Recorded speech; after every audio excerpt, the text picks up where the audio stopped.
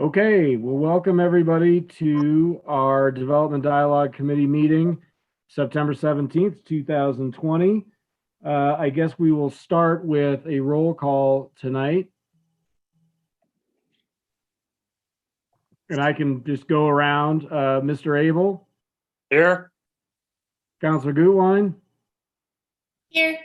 Councilor Beta? Here. Mr. LeBure? Here.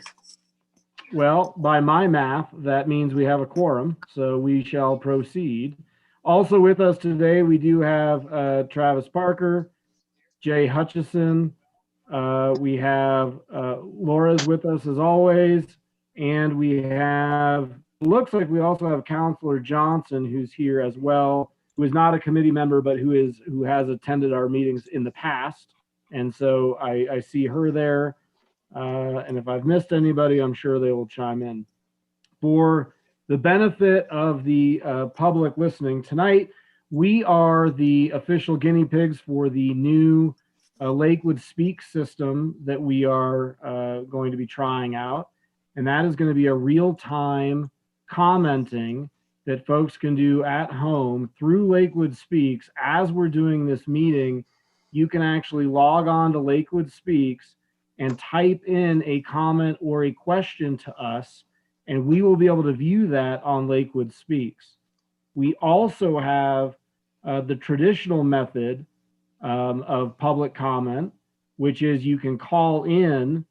So let me start with the Lakewood Speaks. Let me just go through that login information. It's on the posting, but let me just go through it again. That is lakewoodspeaks.org. So if you log into there, you should be able to go to the Metro District discussion. That's under the Development Dialogue Committee meeting. And there's a spot you can click to leave a comment, and you can submit your written question there. Now, for phone calls, we will be starting with public comment on both Lakewood Speaks and over the phone. We will leave the phone lines open throughout, and we will periodically check in to see if anybody has called in with a hand raised who would like to comment. So if you can either comment now, which would be preferable, but if for whatever reason you can't get through, then we will be accepting public comment well into the meeting, and we will just circle back. That phone number is 346-248-7799.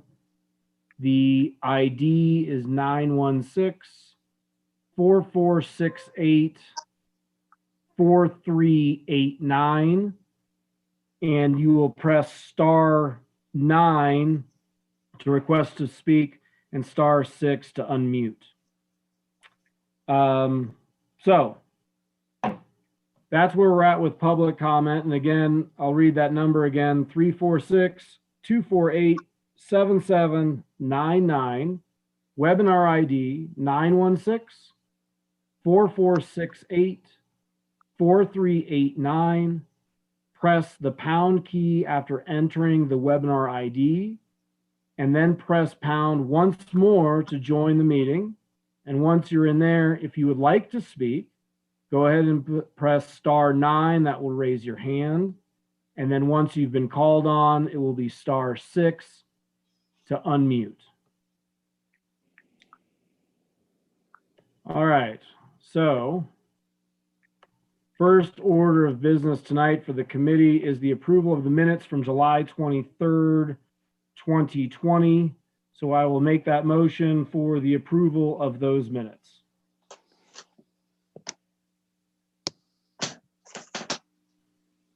Second, but I have a change. Okay, proceed. On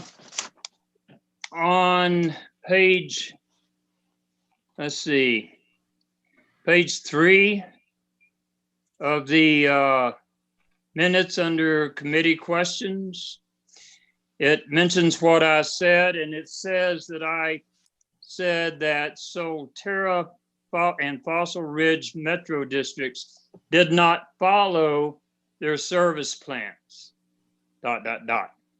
Actually, I said they did not file them with the county or the or DOLA. I may have said the city. I'm not sure of that though, but I'll let that ride. But I did say file instead of follow. So Okay, if everyone agrees, I'd like to have that changed. so we'll make I'll rescind my motion and we'll make a motion to adopt the minutes of July 23rd, 2020 with the changes suggested by Councilor Abel. Second.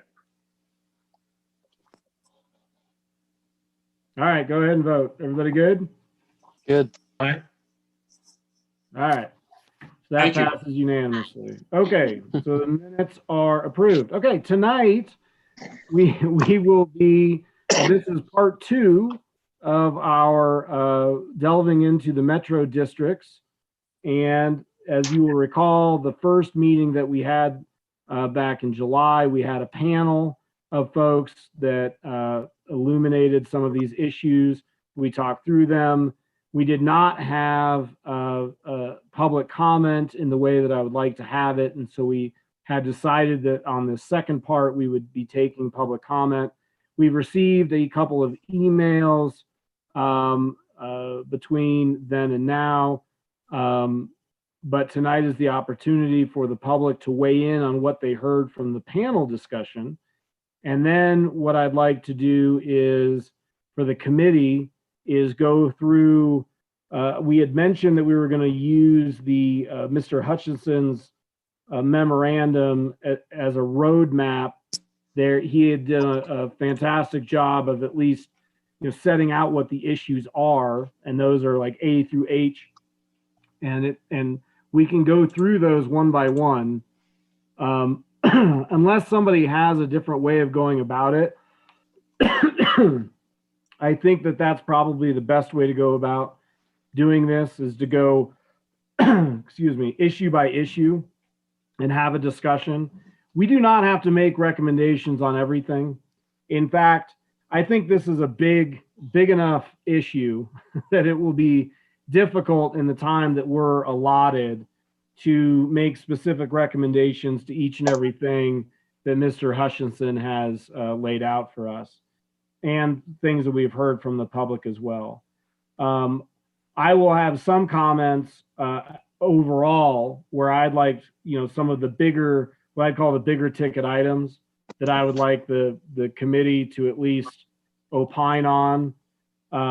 Those would be, I think, the big things that we've heard, and I think we all would agree are the big items. And those are disclosures, the financing that goes on with these, the oversight of council and what our role will be on these districts moving forward, the issue about multiple districts, and then eminent domain. And those are some of the ones that I had identified as kind of the bigger issues. Again, these more specific points will obviously be discussed by the entire body at some point. And I don't think in the time that we have, we can go through each of these. So I had just identified those as some that I really want to talk about, especially as it relates to disclosures and especially as it relates to finances. One of the things, I think the disclosures is something we can get an easy win on. And this committee, I think, what I would be asking for would be what type of disclosure we would recommend, what that actually looks like, and some of the information that really needs to be on there. And then when it comes to the finances, what do we want to recommend to council that they look at? And from where I sit, when it comes to the finances, and I've said this before, I don't think that special districts should ever be used, or any metro districts should ever be used to make a profit on the existence of the district itself. That the reason to have a special district is not to make a profit. And so I think that's one of the key things that we can curtail. Again, don't think that's something that we actually get to the minutia of in this committee meeting, but is certainly something that I would like to see this committee say to the council at large, that we recommend that we have guardrails in place that do not allow for developments to make money and profit off just the mere fact that they have this special district or this metro district. And I think that would be critical. And then finally, and I'll leave it at this and I'll open it up to the committee, but we all do know that when these districts come to be, there's nobody actually living in them.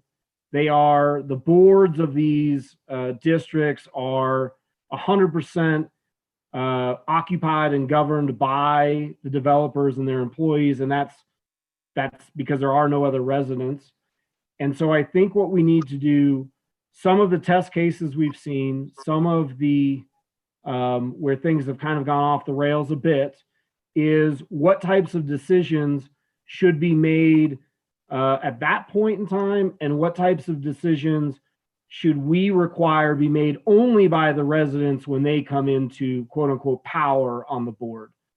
Because, obviously, and it doesn't even have to be a cynical or nefarious motive that you attribute to a developer, but at the same time, if they're the ones dominating the board making decisions, you could see how if they're doing certain things that will certainly enrich them or make them more whole, maybe that's at the expense of the residents and future residents. And so maybe that's something we need to be looking at to make sure that some of these key obligations that will affect the community for years and years and years and years are actually being decided by the community. So with that, I apologize for the long-windedness, but I wanted to at least express my overall take on where we're at with things. And I'd like to first hear from each of the committee members who want to speak. And then once we've kind of done that, then let's go to public comment. And then let's circle back and see if we can actually hit some of these issues. So I'm going to go with the clockwise on my screen, which starts with Councilor Abel, then Beta, then Gutwein, and then Councilor Labure if he wishes to speak. That's also in alphabetical order. Thank you, Mr. Scott. Perfect. If I might, I share those concerns almost to a T. I would add that I think the makeup of the board is probably the second most important issue. I would like to see disclosure made before closing, because by the time you get to closing, you already have your money on the table, and it's hard to back out. One of the presenters at our previous meeting suggested that it be part of the MLS listing. I'm not sure that that is legal or that we could require something like that, but I think that would be a good idea. It would be a great start. And that way, when folks see that the properties are available, they would also see that it is encumbered by Metro District debt. Shall I opine on the other two issues, or? Opine away. Okay. I'm trying to get a feel of where everyone's at, because that'll govern the next part of the discussion. Okay. As far as the makeup of the board goes, I think we could impose a maximum of 1 year after the first property is sold for the board to change hands. That after the first year, or maybe after 10% or 2% or 5% of the properties are sold, the board must change hands. And that the board cannot, after the original debt is okayed in the service plan and the financial plan, I don't think the board should be able to increase debt until the board is in the hands of the property owners. If they want to increase what they owe at that time, that's their privilege. But I think that would also hold down on the possible profiting from increasing the debt and just profiting off of the board. I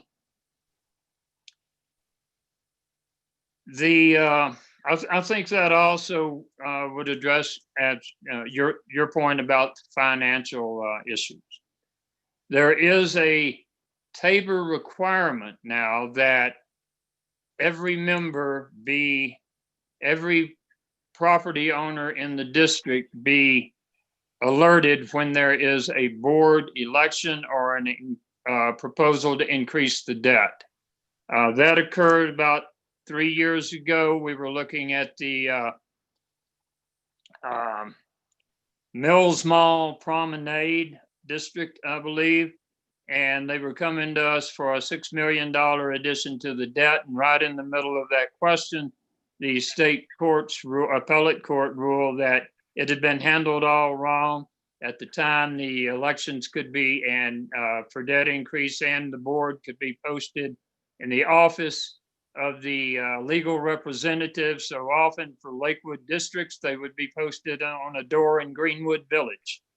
So those are my thoughts on those three primary issues. So thank you very much for the opportunity. And I'll mute myself so you don't get the pleasure of doing it, Mr. Skilling. Councilor Beta. Thank you, Mr. Chairman. First of all, it seems to me that by launching into the minutia of the issues that are involved with special districts, and I can assure you it is minutia, it's going to be very detailed, it's going to be very complicated. We are only scratching the surface. But by doing that, we really beg the question. And the first question in my mind is, why are we even having special districts? Why should we even continue to use them? What's in it for the city of Lakewood? How does it benefit the residents of Lakewood, the citizens of Lakewood? That's the first question. I don't see any discussion or thought of discussion on that question, because if the answer is none or very little, or that the detriments far outweigh any benefits, if the answer is any of those, then I have to submit. I question why we even have to go any further into the minutia, go into these details. And I say to you that the history of these districts throughout the metro area and the state is such that there are a lot of abuses that have occurred over the years, going back 20, 30 years or more. And we're hearing from our constituents. I mean, all we have to do is look at the latest ones on Lakewood Comments, but we've been getting comments like that right along from our constituents, and many of them are in Solterra, and they have firsthand experiences of those abuses that have occurred. And so I would say, Mr. Chairman, before we go launching into all of this minutia, which is in my mind is nothing but a distraction from the first issue and the most important issue of all, which is, why do we need these? Why do we need to have them? And would it be better to not either put a moratorium on them, any further districts in the city of Lakewood, number one, or number two, limit any further discussion on their use in perhaps commercial development only. And so that's my comments, and I'm going to be pushing that throughout the discussions, and I'm going to be if it goes on to the full body, I'm going to be pushing it there as well to have that robust discussion first, and not just the discussion, but I want to see some hard data. I want to see some clear data that shows me or convinces me that these districts are beneficial to our residents. That's all. Thank you. Well, let me say that I don't think going into the minutia or going into these issues is a distraction. So I would certainly push back against that. The reason that I launched into all of the various issues is the body as a whole is going to be presented with that question as a threshold question, whether it wants to actually have or special districts or metro districts at all. It wouldn't do any good for this committee to recommend one way or another that it do or not do, because that would be giving us short shift as to what we should be discussing here. For example, if we all decided tonight that we were going to recommend that there be no districts in the city, well, I guess we would end early, but then we wouldn't have any of our input in some of these other discrete issues that all of council will be deciding. I mean, I understand your point that certainly that's an option and all of this goes away, but I think that what we need to be doing as a committee, one of the reasons we do things in committees is because we can get into the minutia. We do have an opportunity to hear on some of these discrete topics. And if the council decides that it doesn't want to have districts in this city anymore, then that will make that night's discussion even shorter. So that's what I would say to that, is that I can appreciate that viewpoint, and it's certainly an option that the city does have. It could prohibit them altogether.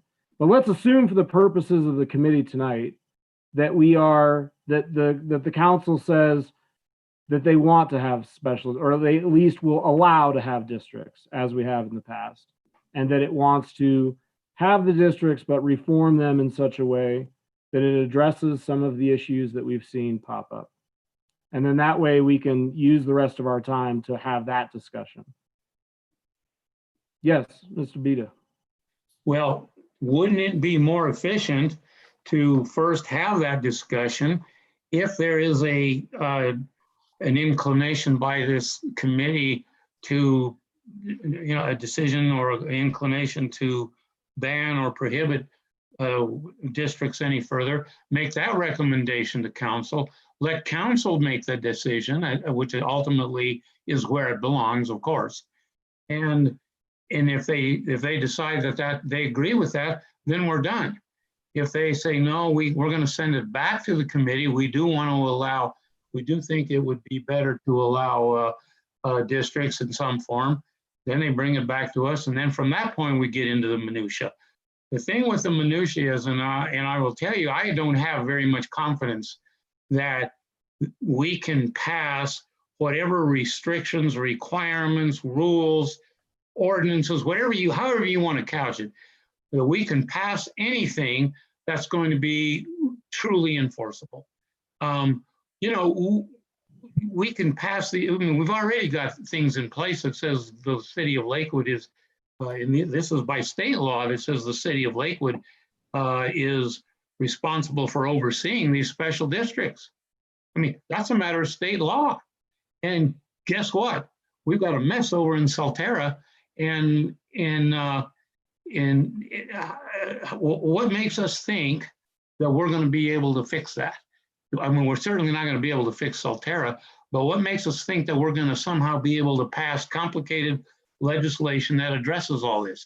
I mean, if you're talking about disclosures, for example, let's say that require complicated financial disclosures. Disclosures to who? So they provide it to the city.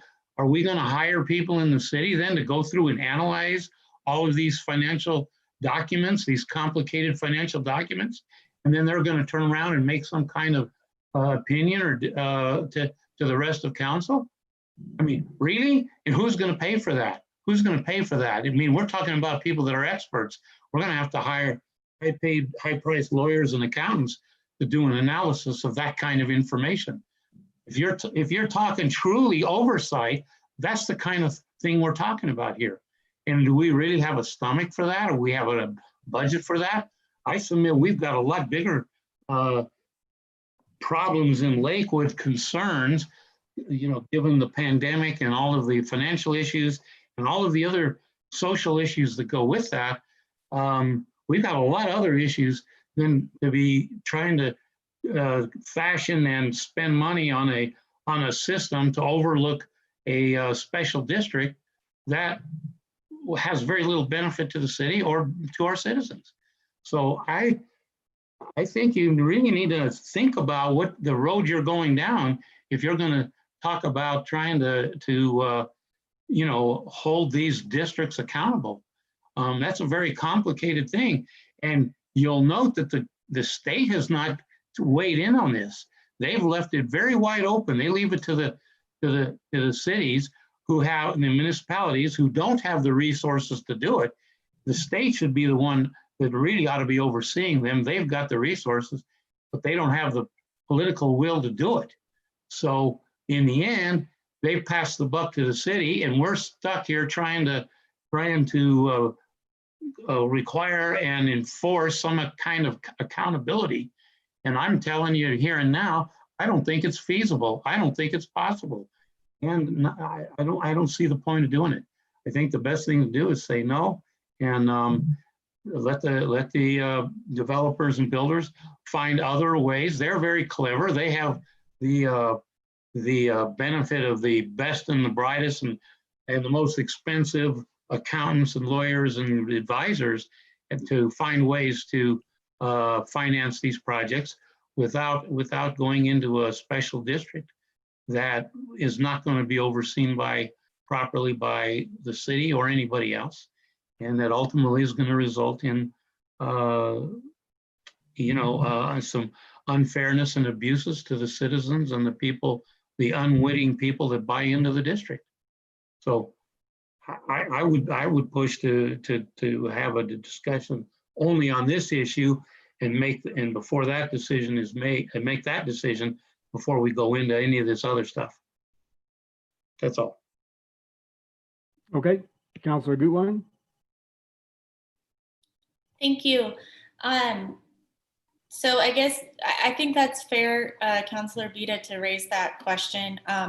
Just from my perspective, I'll just say that the most recent metro district that all of us were involved in was the Indy Oak metro district, and I think that provides a really great example of potential benefits of metro districts, and the reason why we really need to be looking at a case-by-case basis.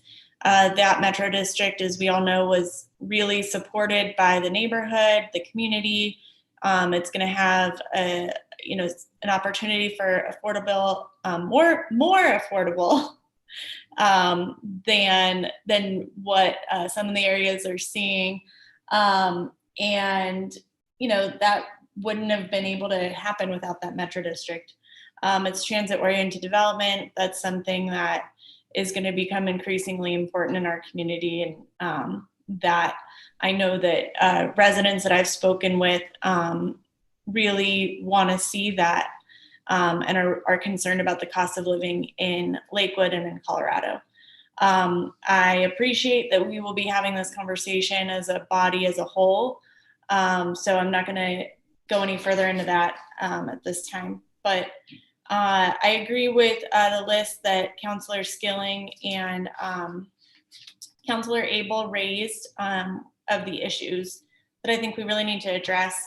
A couple additional thoughts. I think you both did a great job addressing the key issues that we're hearing about from Solterra. And I think that a few other things I just want to add is the elections, making sure that we do have requirements. I know staff highlighted this, but just like mailing a mail notification so that people actually do know that the elections are happening and what they are and why they may want to be on it, or at least a notice.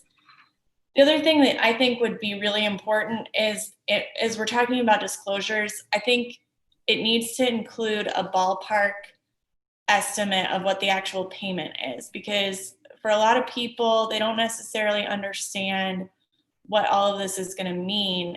The dollars is what really matters.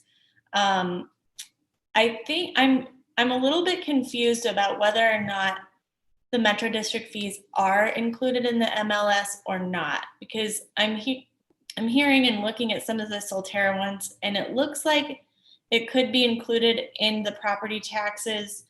But I just want to make sure that we have a good understanding of, is that already happening, that at least the cost is clear to people? Other issue or thought that I had is similar to what Councilor Abel brought up about a requirement of within a year that there's residents, that the membership of the board needs to switch over. I don't know if state statute regulates this, but could we do something like once 25% of the community is built out, there has to be a certain number of residents. Once there's 50%, instead of just kicking it off at 70%, which is my understanding that that requirement doesn't even kick off until you have 70% of the community built. Those are my initial thoughts, and I look forward to digging into the minutia with all of you. Councilor Beer, do you have anything? Sure, I'll try to be brief. I agree with what everyone has said on virtually every topic. Obviously, more transparency, the better. The more democracy sooner, the better. These are things that our residents are going to be paying on maintenance costs and things for a lifetime. So it makes sense to get them engaged with the Metro District if we decide to create those as early as possible. To Councilor Beta's point, I think he brings up a really good question. I mean, obviously, there are a lot of states and areas that don't really traditionally use this model, and I would love to learn a lot more about how other areas have done it. I know, Colorado and I think Texas are pretty unique in using in metro districts pretty broadly and widely to build out these infrastructure costs. But I would love to see how other places have done it. So I'm happy even in this committee to dive more into learning more about that and and explore other ways we might be able to do things. At the same time, I see the benefit of us making as many positive changes on metro districts as possible as we can as a committee, simply because, if we're not all here and there aren't sentiments similar to Mike's, or those of us who agree with a lot of what Mike has said, Councilor Beta said, I think we want metro districts to be as good as they possibly can in case a future council just wants to go hog wild on metro districts. So, I think if I'm happy to go 2 tracks, which is let's do as good of a job as we can to make things better. And at the same time, if we want to explore other, possibilities, why not? So that's my thoughts. I think we're all kind of on similar tracks here. And looking forward to the discussion. Oh, I guess let me add one more thing. I'm kind of perusing through the memo. One other thing I thought about was just what other requirements we might be able to put in these agreements for metro districts, such as affordability and that sort of thing. I'm just wondering what other things we might be able to add in there to make sure that the community is benefiting from, us as a city creating these districts. So I'd like us to dive more into that, just to explore what all our abilities are. I know our panel had a lot of discussions on that. I'm still researching more on that. And I guess one other thing is, Travis, I was curious, I'm just wondering, are there other communities we should be looking at, or districts, or things that you've seen in other states or something as sort of a best practices, and just maybe that might give us a little bit of direction as a place to sort of skim through what they have? I'm just curious if you've seen communities that have done this a lot better. Well, certainly we'd want to look in Colorado. Different states have different ways of doing things. So it would be a Colorado search, but nothing comes to mind off the top as a model of best practice, but we could certainly look around and see if there are some examples that would be important to look at. Okay, great. Yeah, I don't mean to put you on the spot. I just find it's always a little bit easier, seeing what other people have done who've potentially already had these long discussions, long meetings, just to give a little bit more perspective. And I know obviously our panel had a lot of good input too. So I think for me. I'll have to go back and look over some of that again. But anyway, thanks. Let me just follow up on a couple of points. It's not necessarily an elephant in the room, but it's no secret that any future districts, at least large ones, will take place in my ward. There are smaller ones, as Councilor Gutwein had alluded to. And the reason why I bring that up is the larger ones being in Green Mountain is, or in the valley especially, is because there could be some utility. I've talked, I think, with Travis about this some extent, that is there a difference in a smaller district that's in the interior of the city that's very small in scale, isn't multi-phased, isn't multi-district, and isn't a decade-long build-out? Is there something just fundamentally different about that versus, and we'll just use Solterra, versus Solterra, which is a completely different kind of animal with a lot more residents, with a lot more money at stake, with a lot more issues. I mean, they've got 3 districts. One district is less than the size of the footprint of my house, I think. They've got all of these various mechanisms. It's hundreds of millions of dollars. It's a bigger thing. And so are we doing the interior of the city and some of these other projects where people want to see the redevelopment in their wards? Is there something different about those? So Travis, is there something fundamentally different in those types of districts? So yes, although that's not the only variable. The real variable that comes down to whether a development needs a metro district is the level of infrastructure, the amount and cost of the infrastructure that's required. And a large mini acre development like Solterra is much more likely to need major road improvements and storm sewer improvements and that sort of thing that would require a metro district than an infill development is. However, there are infill districts like the one at 11th and Sheridan and others that do have significant infrastructure needs and still do need them. So it really is a case-by-case issue.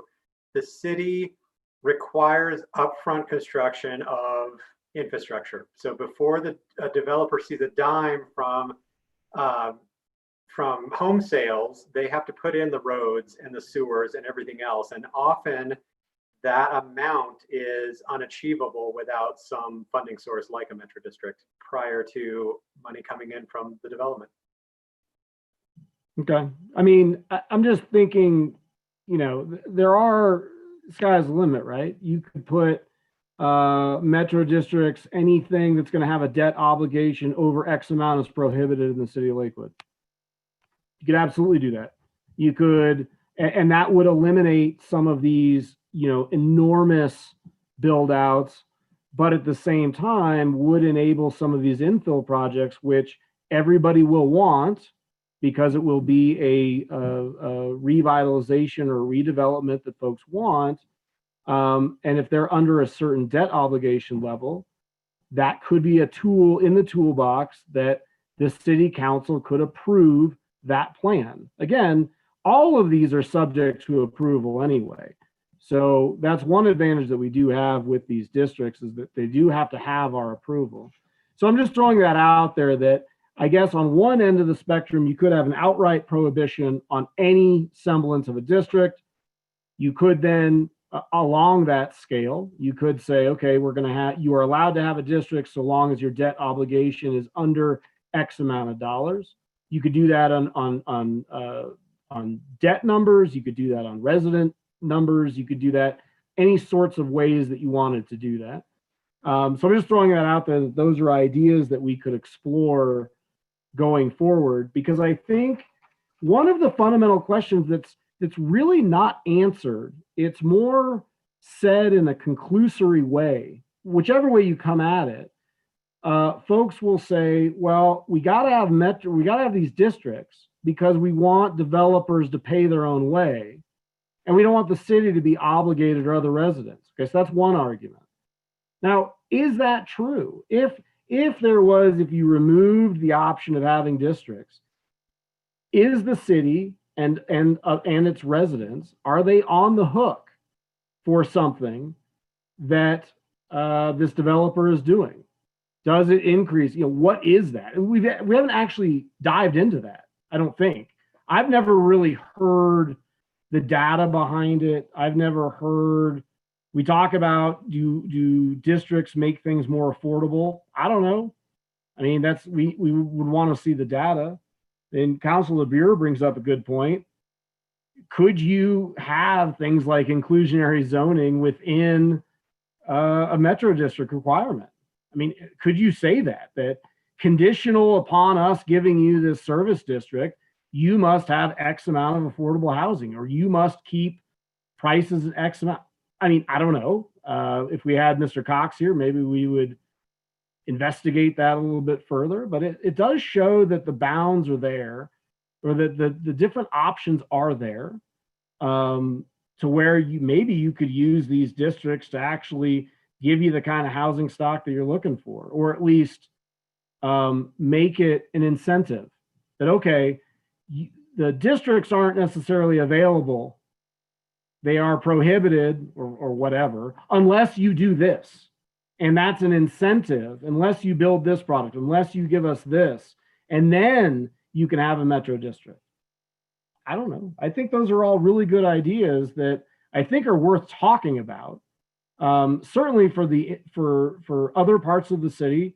I don't want to just have this focused on a Solterra model, because there are other models in the city that aren't Solterra. There are other districts that are not Solterra, or to that level of build out. So, okay, I appreciate everybody's comments on that. And let's go in, before we get any further on anything, let's go to public comment and see what we have.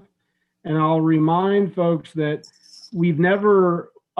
all of us as a committee have never enforced any kind of a real time rule or anything. All we've ever asked is that you keep it on point and that you keep it somewhat brief, understanding that we have a very limited amount of time.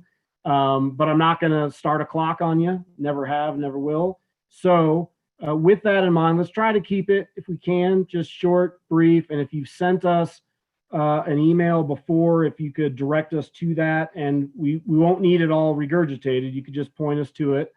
Make sure we're looking at it. But with that, Laura, do we have anybody on the line?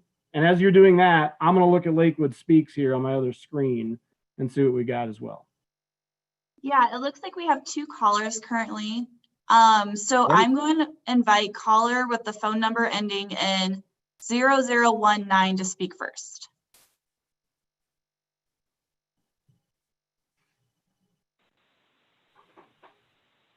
Good evening. Can you guys hear me?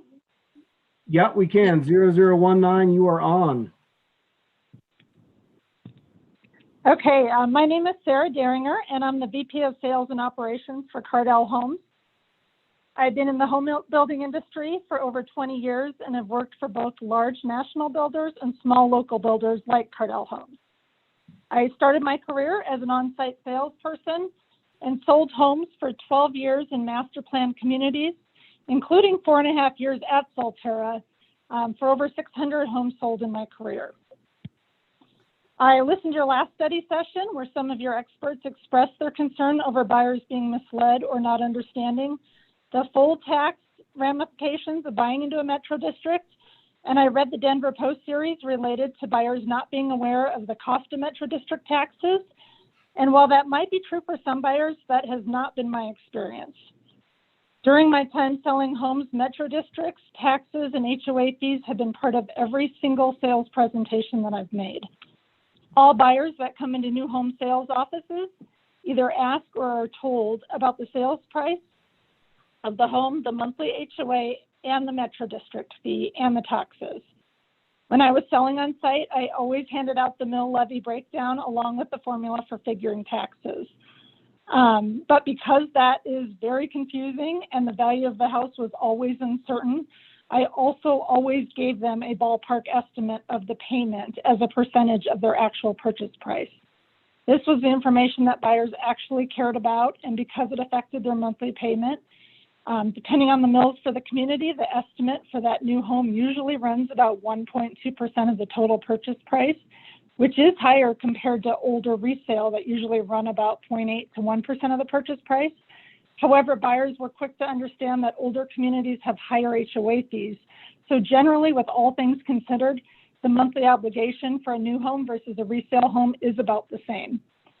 This extra step actually helps buyers make purchasing decisions. And after disclosing the full tax implications to buyers, some chose not to buy with us. Those that decided to move forward with the home purchase were well aware of the estimated ballpark taxes. In addition to that, the lenders that we work with were all instructed to use estimated ballpark taxes for the mortgage qualification rather than the actual tax bill, because we know that the first year taxes were not fully assessed.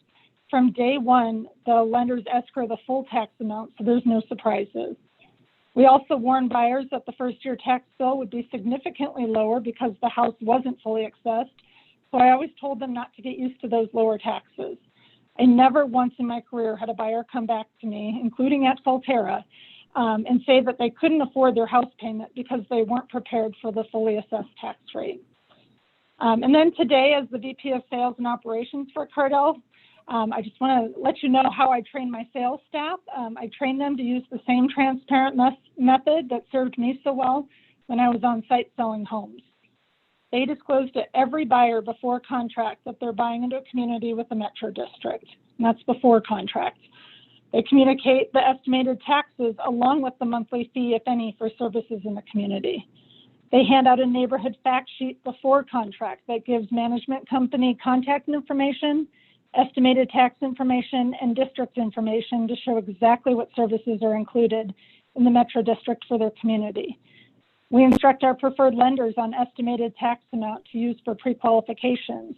And if a buyer is going with an outside lender, we contact that lender to make sure they're using the correct tax escrow in their pre-qualification of the buyer before contract. We educate buyers on the benefits of metro districts versus HOAs, explain why their taxes may be higher than in older communities, and provide them with all the governing documents before they contract on a home with us. During the contract presentation, we review again that they're buying into a metro district, and a portion of their taxes are going towards paying off improvements in the community, along with maintenance of the open space and amenities, management services, and additional services such as trash and snow removal. And early on in the buying process, we also set buyers up with a Metro District website account, and we provide them with all the governing documents and financials for the district up front, so they have everything they need to make an informed buying decision. We also encourage buyers to get involved early in the Metro District, attend meetings, or join the board. In addition to all the training and education that's already part of our presentation, our sales presentation to buyers, we're in the process of creating a short video that we can post to our website, post to our district websites, and email to prospective buyers to explain in simple terms what a metro district is, how it affects the buyer's annual tax bill, what services are provided, and frequently asked questions. We also are planning on adding a very clear and specific one-page disclosure to our purchase agreements and closing documents so that this information can't be missed and it's not buried in the contract documents. And finally, we're creating a simple marketing piece that we can hand out to prospects as they come into our sales centers before making a buying decision. When we develop a community, we're building long-term relationships with these homeowners and realtors. These buyers become our neighbors, our Metro District board members, and a great source of referral for us.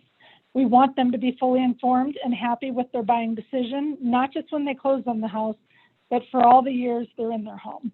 That's why disclosures, transparency, setting correct expectations, and over-communicating is so important to us. Thank you. Okay, thank you for those comments. And Laura? All right, our second caller is 0087.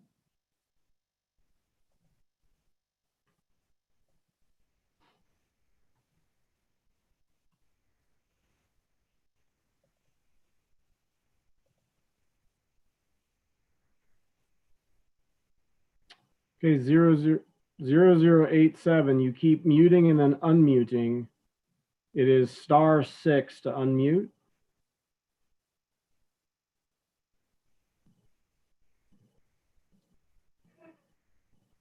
There you go. You're unmuted, so don't touch anything. Stay right like that, and you can start.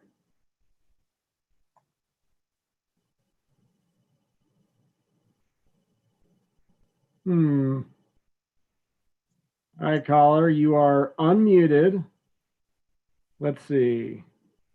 The hand away from the receiver, maybe. Volume up on the phone.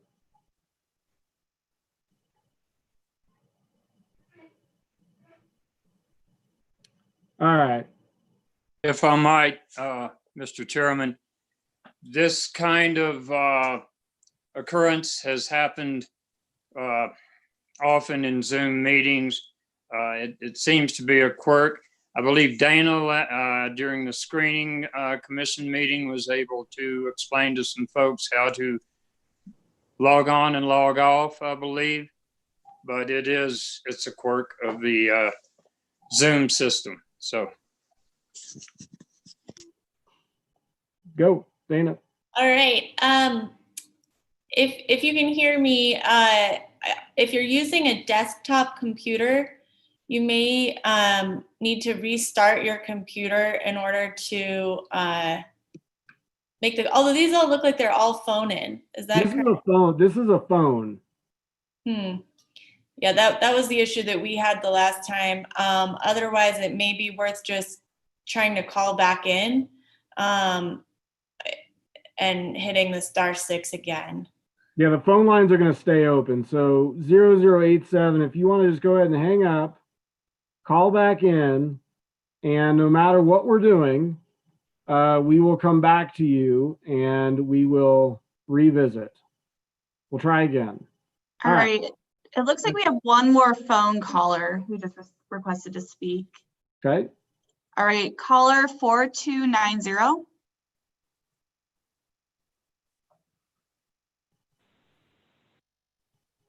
Hello, this is Lee Gallo. Can you hear me? We can. Welcome.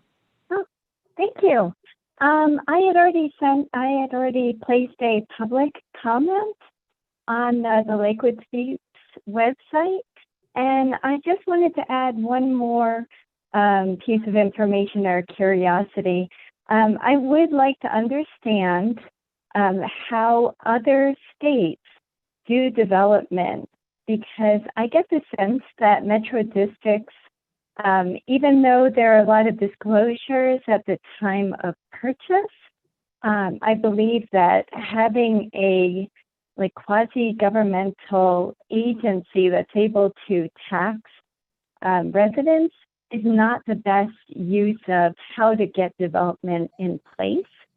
So if we can get more information about how other states handle development, because in the past, I always thought that development was always funded by the developer. So I don't understand where the idea for metro districts came from. Pardon my ignorance, but I've got to figure that development of places, and just because I happen to live in Green Mountain, Tamarisk and Summit Glen at Green Mountain, they were put in place, sometime in like the 1995 years. And granted, and our taxes here are low, very low compared to Solterra. And our HOAs are low also, like $42 a month. It's more than double that in Solterra. So I'm hoping that the committee will look into how other states manage development, because I think we can learn from, what's in place right now that's been successful. And that's it.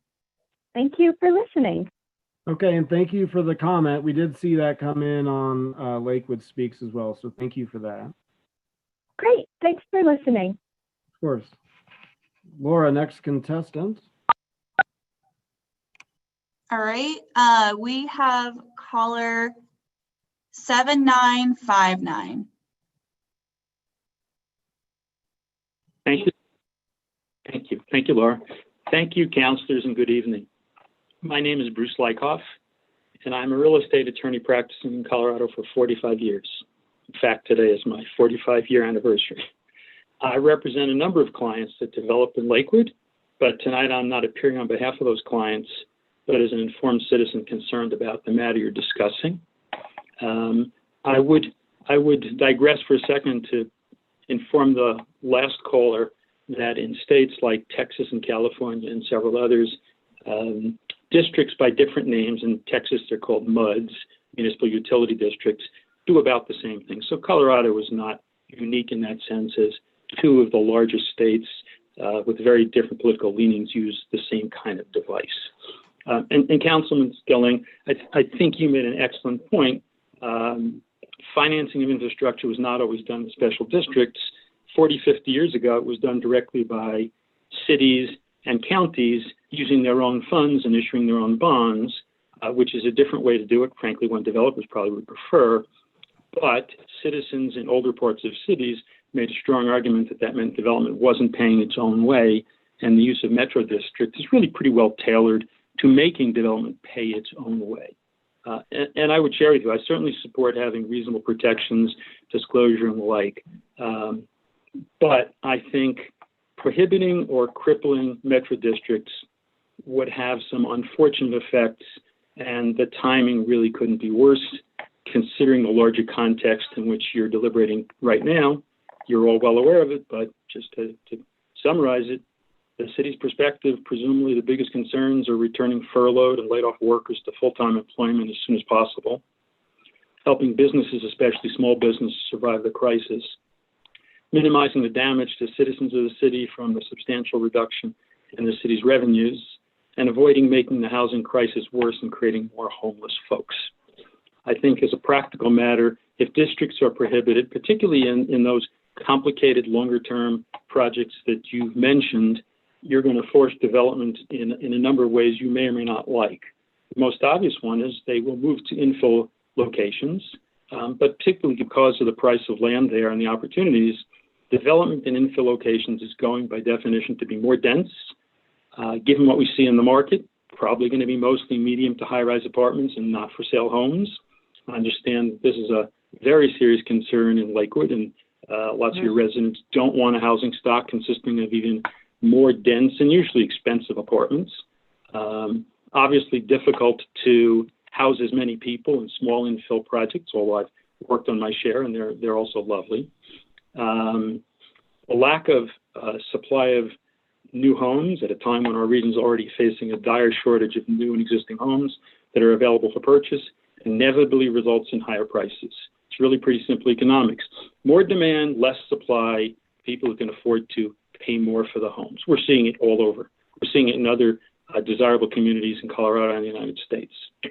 The increase in existing home values that will promote will certainly be good for some, but the other likely consequences is that it will ultimately force older residents on fixed incomes out of their communities, as their higher home values result in higher property taxes.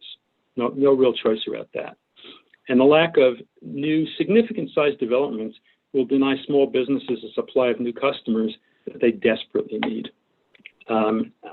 I would tell you that in my experience, I've worked on and with a lot of metro districts, and a lot of them work perfectly fine. One of my friends and clients, I don't know if he's on the call or not, but he shared that I could use his name and project, Doug Lenowitz, developed the Westline Village project at 11th and Sheridan. I think you referred to that earlier, where there in fact is a metro district. That's worked without problems. It's unfortunate that there are bad apples, no question about it. We all live through that. I think it's appropriate to be looking for addressing those issues. Frankly, throwing the baby out with the bathwater is not likely, in my view, to benefit the existing residents of the cities who are looking for more housing options, more affordable, can't necessarily say anything's affordable these days, but more affordable, and more retail choices. So I appreciate that, appreciate the opportunity. Happy to answer any questions if I can be helpful, and thanks very much for this opportunity. Okay, and thank you for that, sir. Laura? Yeah, it looks like we have about 6 or 5 callers, just letting you know. And also callers, you're welcome to hang up after you're done commenting. All right, our next caller is 8248.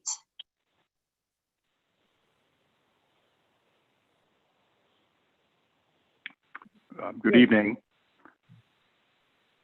You ready? Yep, 8248. Great. Thanks. My name is Alan Matlos. I'm with Stifel Nicholas. I'm one of those bond underwriting people. But I'm not really, my comments tonight are not really to defend districts, but just to comment on a couple of the points being made by the council members, which I thought were very well thought out. So I congratulate you for your efforts so far to figure out the best way to approach this issue. Before I got into the municipal bond business, I worked for the state of Colorado in the early 90s when legislation was passed, kind of the first round of legislation to address issues with metropolitan districts. And prior to that, I was a planner for Adams County and worked on probably one of the first set of specific service plan rules for a local government. So I have a little perspective. The prior caller had a bunch of my points, so I won't repeat those, but I think there are some unfortunate situations that happened and they cannot be defended. But I think overall, there are plenty of examples of metropolitan districts that have worked fine. I think any district that is formed in the city should be a win-win for the community and for the city.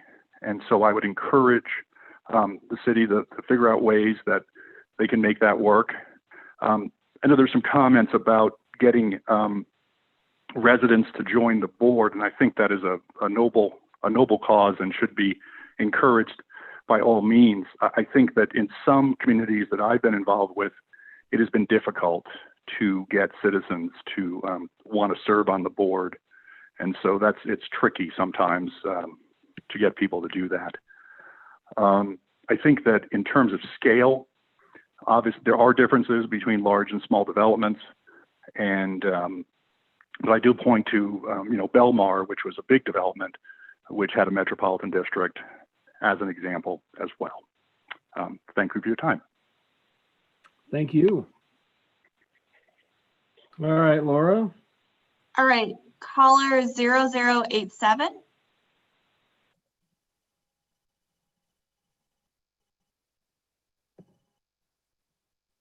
Back again. Do we have you 0087? I'm here. Can you hear me? We can. Okay. Thank you. Sorry about that. I thought I was pushing all the right buttons. It's Rod Nickelberry, the regional president for Cardel Homes, and I appreciate the chance to be able to speak to the committee. My comments, I think, are general, but maybe a little specific too, because our company would like to have a service plan for our Indigo community.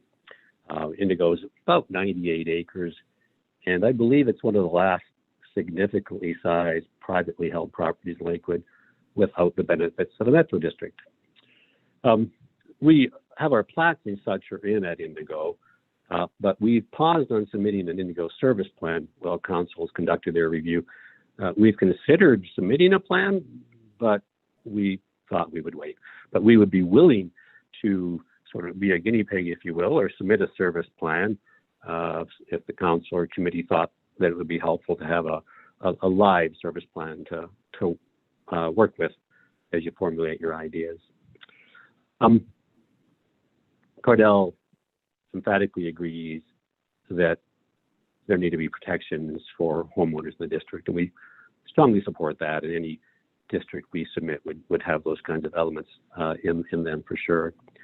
It's my opinion that if metro districts aren't available to the development community in Lakewood, that there will be a decrease in interest from development companies to work in Lakewood, whether the development be large or small. And I think that's especially true if metro districts are available in nearby surrounding communities and municipalities. And I don't think that's just a pure economic statement, not a political statement or anything. Mr. Beta mentioned the need to work in economic matters, and some others have too. And there'd be no greater way than to spur lots of economic activity than to allow Cardel to build many homes that are needed in Indigo.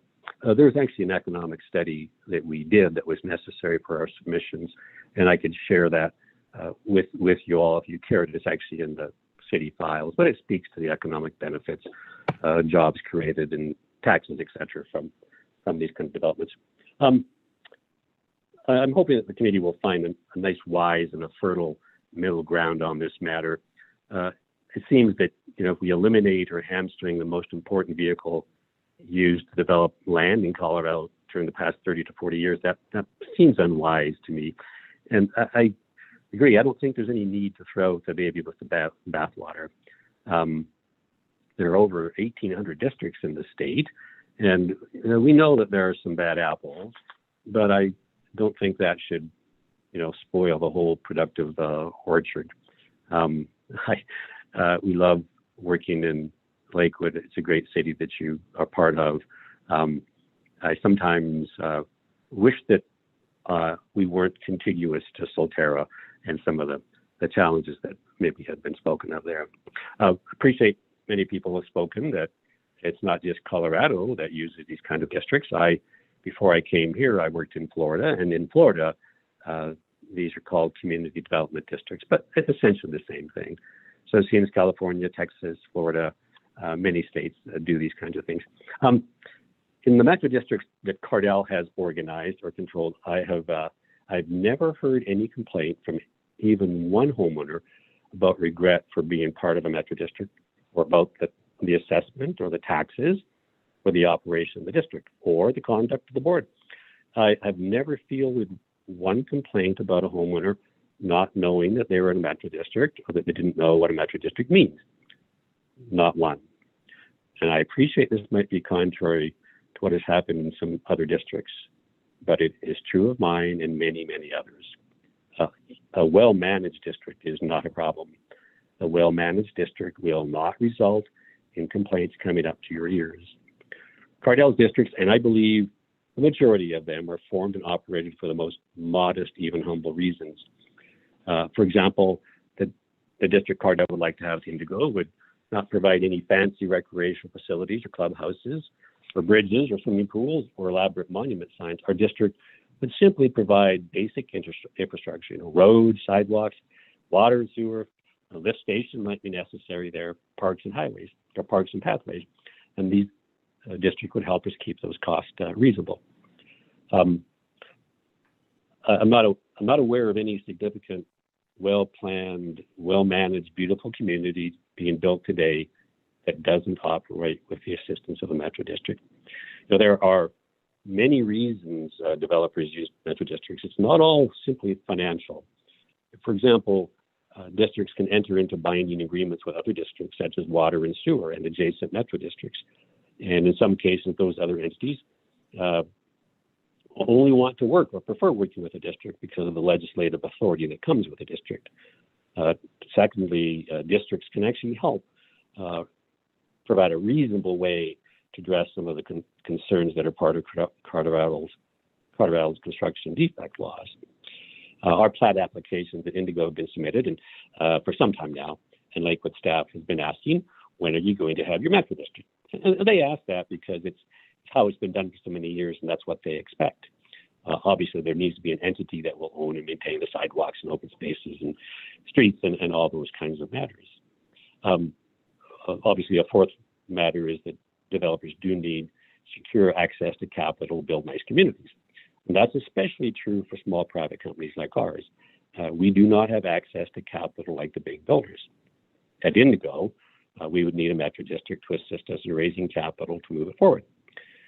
Land development is a very expensive and capital-intensive endeavor, and that is more true now in Colorado than it's ever been.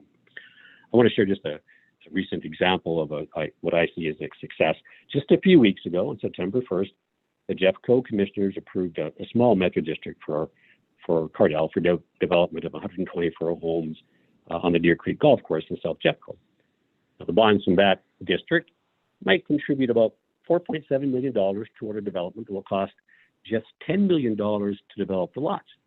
Now, that doesn't include the $9 million cost of assembling the land and doing the entitlement work. So that district will contribute about 25% of what it will take to do the project. Cardel will need to provide the additional $15 million that would be required. And some people believe that metro districts can contribute all of the costs of development and then some. That's not correct.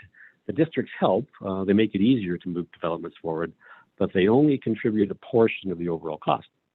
Whether a district is available for use can determine whether it's feasible for development to move forward. That was the case for Deer Creek. Had we not received permission to operate a metro district, it would have been very unlikely our owners would have okayed us to move forward. Even with the district's involvement, the Deer Creek community will be an okay, but not an above average business decision for us. Had we not been able to have a district, the golf course there would likely be closing, and 124 ranch-style homes that appeal to older folks in Ken Carroll, many who want to move from their old, too large, two-story homes, would not, those houses wouldn't be moving forward for those folks. So this is a very recent example, if you will, a personal example of how a metro district can assist a developer to move a wisely conceived and much needed project forward. Our experience is that homeowners choose to live in metro district communities. There isn't any compulsion. They want to be in such communities because they are very nice places to live. In our districts, there has only ever been one bond sale, and the value of that sale and the obligation of the homeowners is known far in advance. Even if a district were to have multiple bond sales, the upper borrowing limit is known since it's determined by the service line. I don't understand how sometimes we'll use the phrase taxation without representation. The taxation part is completely known and shared with homeowners before they sign a contract to buy a home. The selling of the bonds or the expectation of selling of the bonds is a known precedent matter to anyone buying a home in the community. And further, the bond obligation is fixed like a mortgage, and it is eventually eliminated. You know, there are some wonderful protections that I've heard mentioned. We believe there's some things that can improve in metro districts. Many have been mentioned. I'll maybe mention just a few. Mr. Skilly mentioned a matter about profit centers. We think that it would be reasonable that developers could pay for all the legal and underwriting costs associated with the bonds from the district.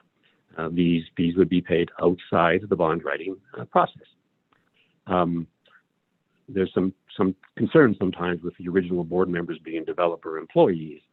Perhaps rather than only have legal contracts to demonstrate board ownership, maybe it would be possible to have actual deeds, property deeds to board members who would be on county records and be taxed for their property. We like the idea of the first few homeowners that move in the community being automatically and immediately invited to serve on the board.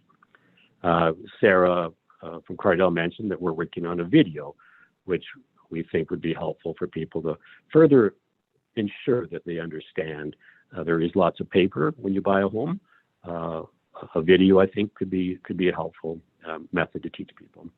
Hey, Mr. Mickleberry, will you indulge me just for a second? Yeah.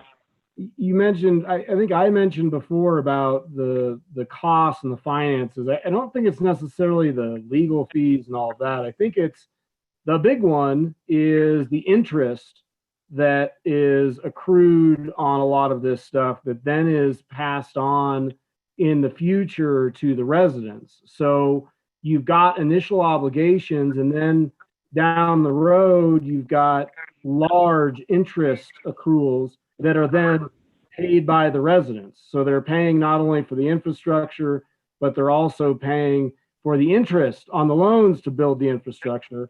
And I think that's where, whether profit center is the right word or not, there is somebody profiting off of the existence of that initial loan for the infrastructure. And that's really the core of it, because that's millions of dollars in the case of some of these larger ones. That is a tremendous number. And that is something that is felt by all of the residents. So that's where I think we're going, not legal fees. Thank you. I thought I had heard you, but I understand what you're talking about. So have to bear down and think about that one. So I appreciate your clarification comment. Thank you.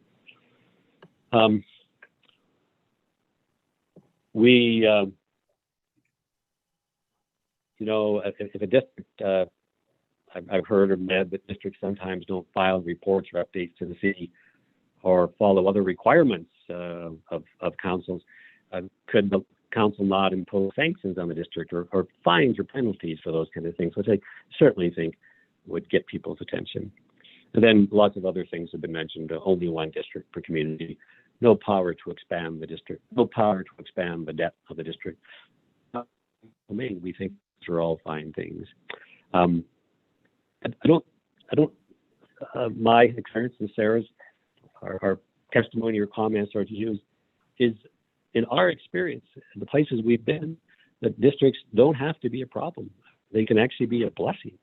And I think that the ones we've been involved have been. I appreciate some of the districts, maybe one size doesn't fit all. Perhaps it can be done case by case. The district we would like to have Indigo certainly is different from a small redevelopment parcel, I think. So I think that all districts need to be identically done. All right, Mr. Nickelberry, I think we're going to have to move on because I think we have a lot of other callers, but we very much appreciate your comments because obviously, I suppose you are the next person who has suggested that they will be filing an application with us. But thank you for the comments. Councilor Abel, you were raising your hand. You're on mute. You're hang on. I got you. There you go. A number of us on the committee have our hands up. So whenever you can get to us, we'd appreciate it. I have a number of comments, for instance, on some of what the callers have had to say. So just saying, we're waiting. I think we have one more phone caller at this time. Thank you. And before we get to the next caller, Lakewood Speaks has had a number of comments. So if you all have those up, please be reviewing those comments as they're coming in. All right, Laura, next caller. All right, caller 1870.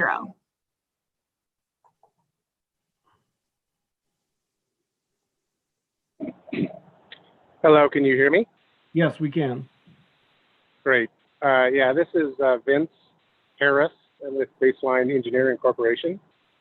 Thank you all for your time and efforts in participating in the committee and evaluation of this. I am checking in to make sure that the letter that I sent in earlier this week was received, and I assume that you have that. It was, and we have. Okay, great. Thank you. So a couple of comments. And Councilor Skilling, I appreciate your comments and references. I think Mr. Bieda was indicating concern about reviews of plans, either at the initial stage and or in addition to yearly reviews that may be necessary in the future for just checking in on each metro district and their service plan and their efforts to go through their budgetary cycle and financials. So one thing that just to maybe reiterate to you, as I indicated in my letter, I worked for Lakewood for 16 years. I participated in many of the districts that were formed and created on the city side. You have a great staff that evaluates plans. You've got people from the finance department that review plans.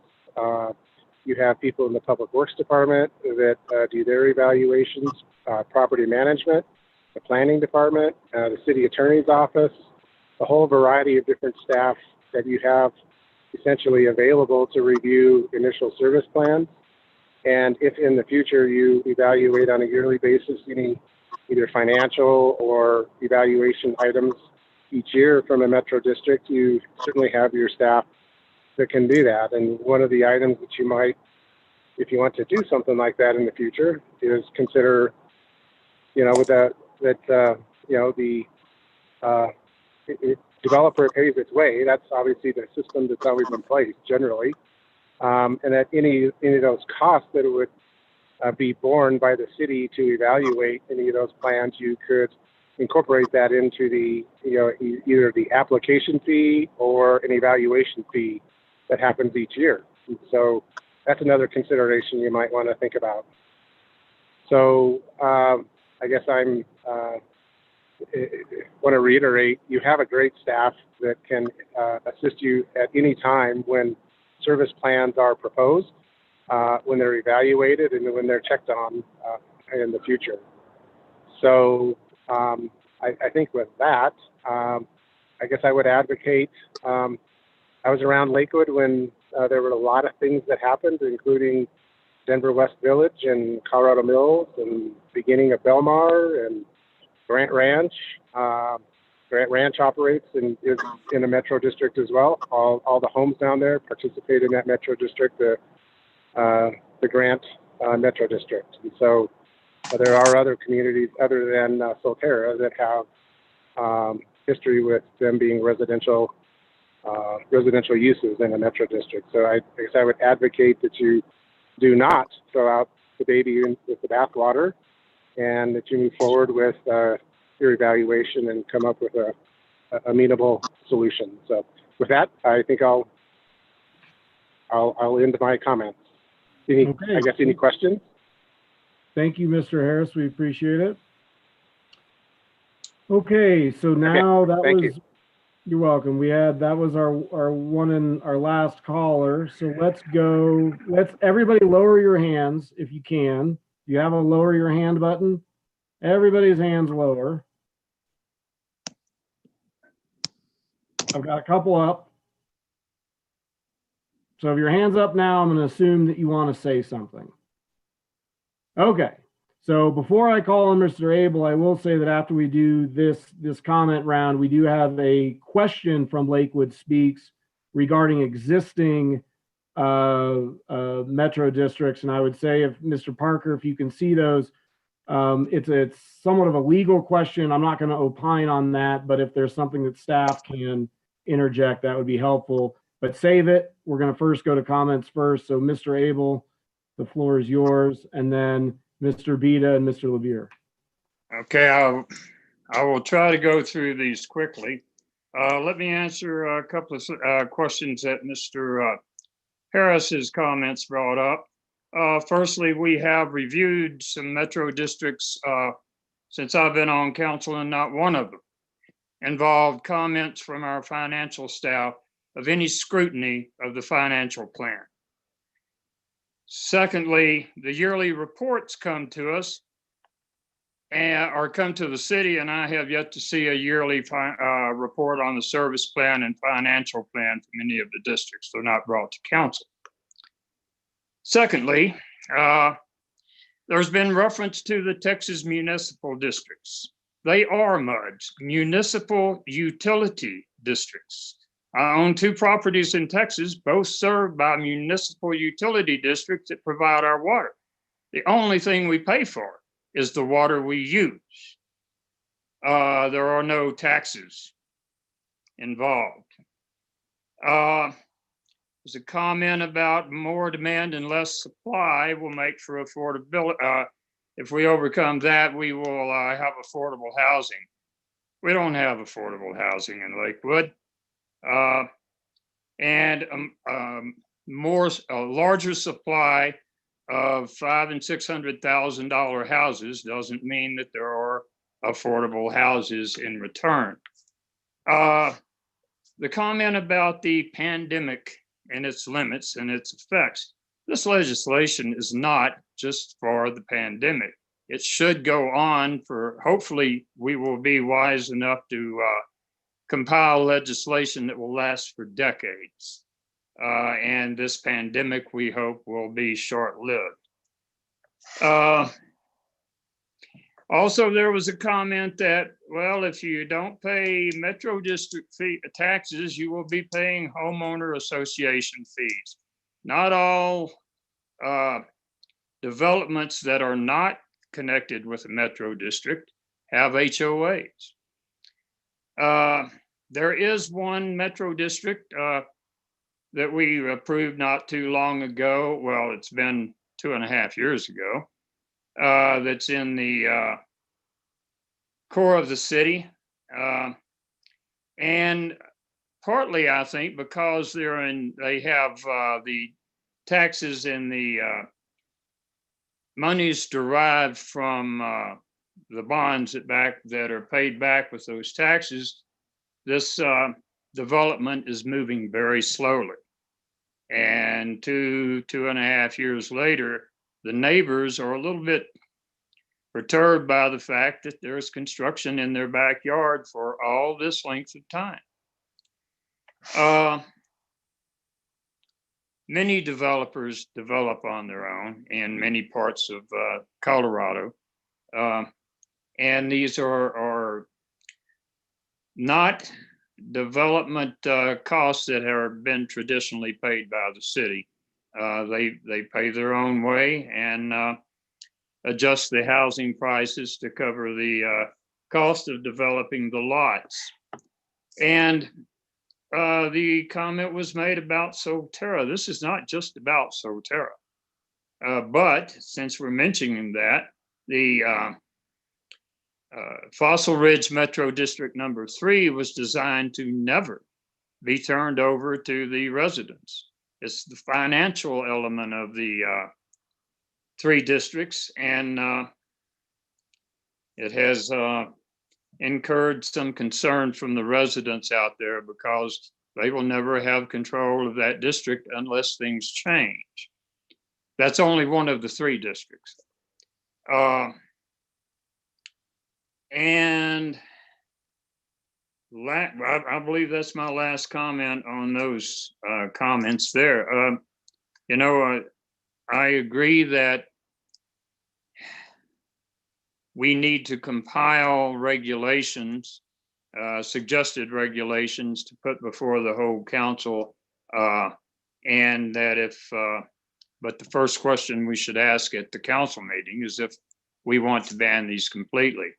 There is a great, also Belmar was mentioned, and Belmar is largely business district. And in fact, the first iteration of its proposed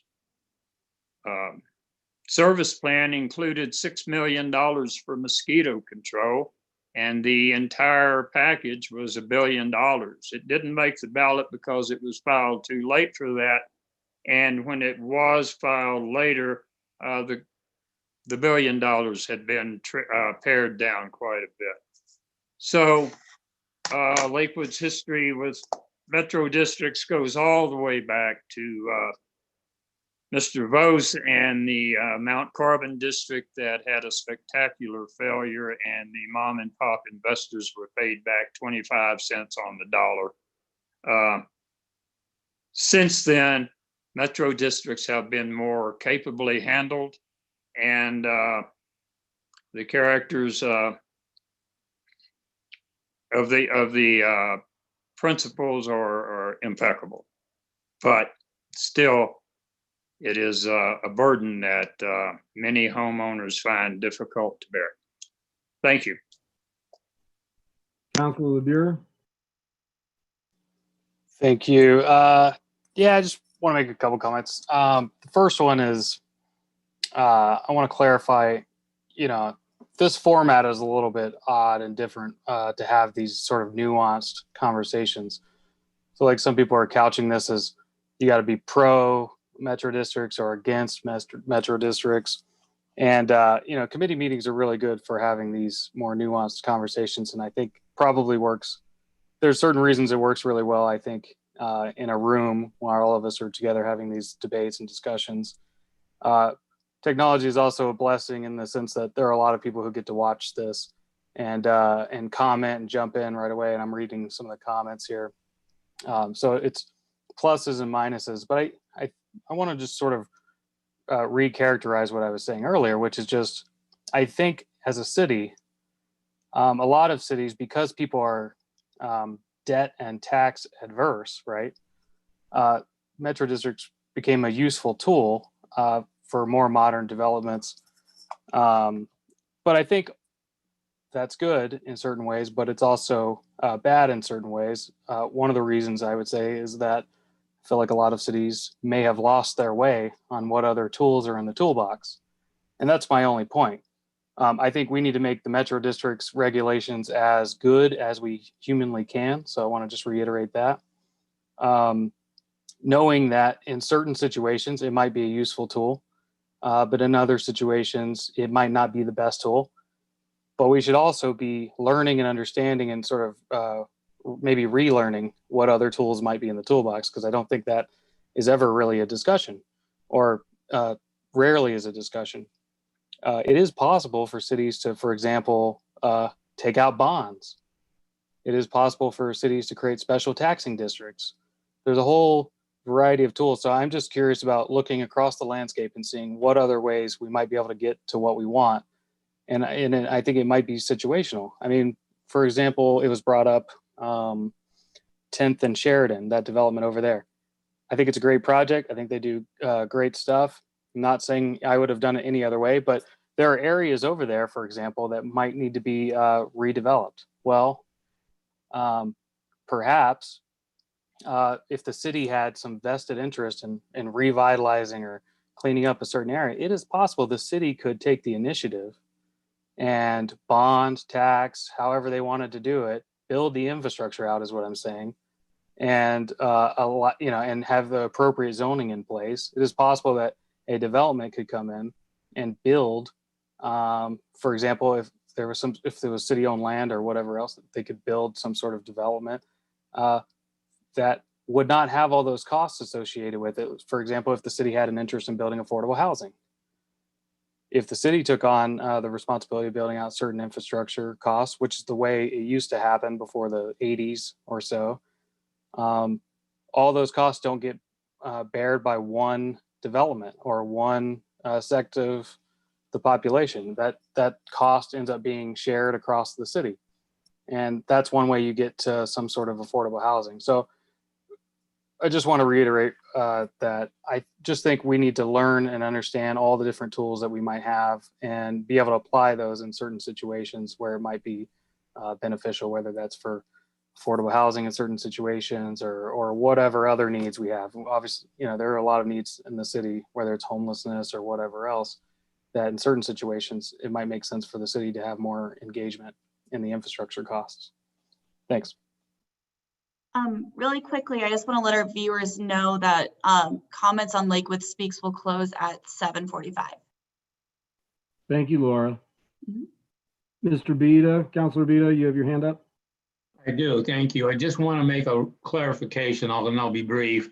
One of the comments that just came up a few minutes ago on Lakewood Speaks, a new comment, was about what if anything could be done about Solterra. And I want to just make it clear that what we're talking about tonight, even though Solterra is part of the discussion, I don't know that any legislation that we propose and ultimately pass will have much of an effect on Solterra. Solterra is pretty much contractually bound by what was done a number of years ago. That, in a sense, it's water over the dam. And any rules, laws that we would put in place now, I think would have limited effect ultimately on Solterra, because it's very difficult legally to apply things retroactively. And I certainly would be open to any comments from the other attorney on our board here, but I think I'm on pretty solid ground there when I say there's not much we are able to do in this context for Solterra. Not that we wouldn't want to. I know there's a lot of concern in that community and feeling that there's been some mistakes made. And anything that the city council would do there would have to be in an entirely different context. And I think it would be very limited, quite frankly. What Solterra is for us in this discussion is really an example of ways that this whole process could be improved if we decide to go down that road. So I just want to make that clear. It's not that we don't have the will or the desire, but I think legally our hands are pretty tied in terms of trying to correct whatever mistakes were made in the Solterra special district. That's all. Thank you, Mr. Vita. And that is actually the question I was referring to before you went to discussion. For the benefit of the audience, it's there was a question that said, Councilor Member Vita mentioned that there is nothing the council can do for Solterra. Can you elaborate on that? And if there's nothing we can do at the legislative level, what would you suggest is our only recourse at the judicial level? And so I think to reframe that question, as I think Mr. Vita had alluded to, what types of rules in the future can council put in place that would affect metro districts of the present? I'm going to I will not answer that question in my other job as an attorney. I will, however, and not because I don't want to, but I don't know that I have all of the information, and I don't think any of us do. I would rather have a more comprehensive look at that. That question will come up when we go up to the full body as to if there is anything. We've had this in executive session, as you all know, with a different district. And one of the issues was, could we have a hearing? Could we do this? Could we do that? And the service plan did not allow for those things. And so I think what we need to do is put a star on this question as something that will need to be addressed when this comes to all of council for discussion. I would appreciate input from our legal department as to the boundaries of where we can go with existing districts. I would find it hard to believe that we can do nothing at all, but I would find it equally hard to believe that we can all change course on them midstream or end of stream. But I think that is an important question for our residents that live here now. And it's a question I think others will have. So let's put that on our bulletin board as a question that we want to explore as we move forward. Okay, well, as is the case with our committee, the beautiful thing about this committee is that we have a lot of attendance, we have a lot of comment, we have a lot of interest, and we do it in a way that oftentimes you wouldn't be able to do in a city council meeting. We get a lot of different inputs and some time is allotted that maybe we wouldn't normally get. And we've heard tonight from not only residents, we've heard from people in industry, all points of view, and couple that with our panel discussion that we had last time. This is, I think it's been valuable. I think the unfortunate thing is, and I'll blame myself, is that we are now at 18 minutes before our stop time. And that is, I will always take the blame for not having ample time, but we do have 18 minutes. And I would like to find out where we go from here, knowing that this is an onion in every sense of the word. I mean, this is you peel it, you peel it, you peel it, you peel it. And there are some of these discrete issues that we could go on for hours about, undoubtedly. I think what I'd like to do with the committee's permission is I think I would like to use our next meeting whenever we get together again. I think I would like to take 30 minutes off that first meeting, maybe even an hour, but at least some time off that. And I think I would like to posit some of these issues for a recommendation that we can make. I think we come back, I think tonight, let's use the remaining time. Something just happened. What just happened? I think Councilor Bita might be sharing his screen. If he can unshare. Councilor Bita, you're oversharing with the group at this point. It's just the agenda. Okay.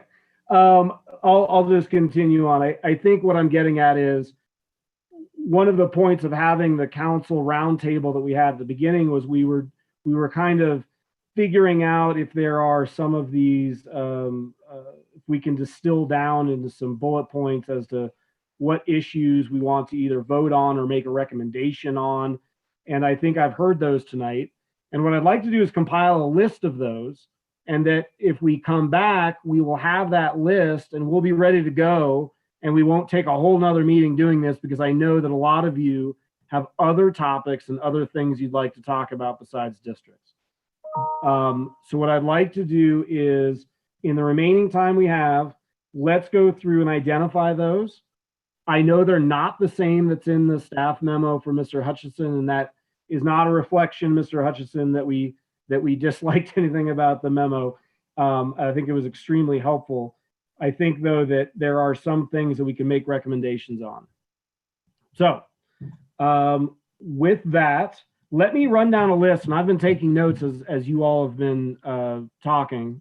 I have made notes. The first one, disclosures. It's the first part of the process, so we might as well talk about disclosures. Let's talk about things. I think we need to make recommendations as to what types of disclosure requirements the city can impose, what that looks like. There is talk in the memo and talk tonight about making that disclosure in an MLS. I think that we would probably all agree that doing it simply, a one-page separate document requiring signatures that talks about very briefly in very plain language what a metro district is, what it will cost you, and give a real world example of what this is going to cost you. And to also add things, I think it's important that people realize that what the debt obligation is, and the fact that your fellow residents in your, whether it be the residents or whoever controls the board at first, is going to have control over expanding what you're paying per month, meaning they issue more obligation and now you might be on the hook for more. And I think that needs to be plainly explained, as well as how the board actually works. I understand that bleeds into some other questions that we're going to have about how to populate the boards, but I think that we should all be thinking about exactly what type of disclosures we want to have for these things.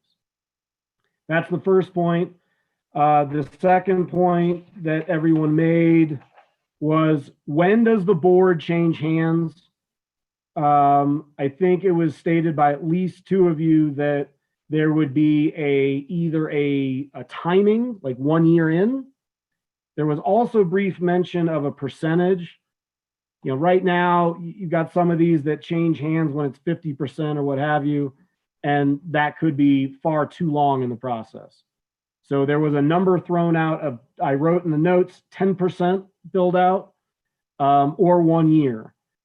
I could see arguments for both, but we don't have to make that decision now. But the question would be, do we mandate that these metro districts, that the board must be 100% in resident control within X amount of time of construction? So we can fill in that blank pretty easily, whether that's, it's been suggested a year. So maybe we start with that as a year and then folks can talk about that. Building off of that, another issue, this would be issue number 3, how you do elections. Right now, the posting, somebody mentioned Greenwood Village. We all know that postings, whether it's in a newspaper or somewhere else, can just not be effective. And it has been mentioned not only tonight, but I've heard this a lot in the past, is making sure that each and every resident is mailed an election notice, a ballot, what have you, but there needs to be something. And again, I don't want to make the final decision tonight, but that third issue would be informing residents of elections and making sure that that's known. And again, bleeding back to issue 1, elections should be part of the initial disclosure as well. Point 4, debt obligations. And admittedly, this is one that's a little bit, we need to drill down more on this, but I had made the point that developers should not be able to profit off the mere existence of the district. And again, I'm not talking about fees, and in the grand scheme of things are fairly small fees and costs. I'm talking about if you're going to have a metro district and there's going to be interest that's charged on these loans and passed along, that is what needs to be curtailed. In my opinion, that's where folks are making money off of metro districts that they shouldn't be making money off. Frankly, I'll just be frank with it. I don't think that this should be a profit center. I think if you're a developer, you're selling homes, you're not making money off of Title 32 just for the sake of making money off a loan. That I understand is a more complicated topic, but I think we need to figure out how we're going to address how interest is charged and passed along to the residents. That's issue number 4. Issue number 5 would be, I have written here, issuing new debt being approved by the residents, whether it's the Tabor issues, but the voting of incurring new obligations or modifications or removing, debrucing, those types of issues. Do those need to be made only by the board when it's occupied 100% by residents? Those are fundamental big time decisions. Do we want those mandated in the service plan that if you want to do those types of things, you got to wait until it's resident run? Issue number 6, oversight by council. We've heard about financials. We've heard in Mr. Hutchinson's memo that we don't have enough of these to employ full-time staff. I agree with that. You're not going to have somebody that's doing that. I think we need to find a way to where council does have oversight on these service plans. And it could be as simple as adding language that if we've got an issue, we reserve the right to bring you in and explain yourself. You might recall in the memo, it also mentions potentially having them hire consultants as well. That's right. It mentions having independent financial advisors that will come in and give us an evaluation of the service plan. Basically, they would come in and give a presentation that the numbers add up, I suppose. But again, don't want to drill too far into that, but that would be the issue, oversight by council. I believe that the eminent domain issue that these districts are afforded, I believe that any eminent domain that any of these districts would want to do would ultimately have to be approved by council, as any eminent domain in this city has to be approved, period, end of story. That would be an issue. We can vote on that, but I think the eminent domain, I think that's a no-brainer that should be something that comes to council as part of our oversight. And the last one that I have, and then I'll turn it over to you guys. The last one was multiple districts. And do we allow multiple districts to be formed within one overall project? We can look at examples of Solterra. They've got the 3 districts there. One of them is just the financial arm. And do we allow them to actually do that? That's actually mentioned also in Mr. Hutchinson's memo, that one of the options to council would be to eliminate multiple districts and to kind of cut through a lot of the complexities there. That's what I have for my points. I don't know how many that is. I think it might have been 7.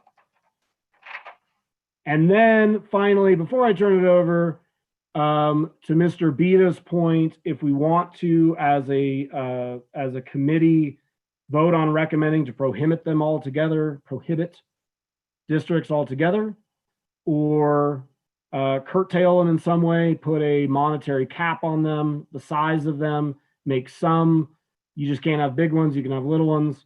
That is also an issue that we should probably take a vote on if you all want to do that. And with that, we have hands up. So I have Councilor Gutwein, Councilor Abel, and Councilor Beta.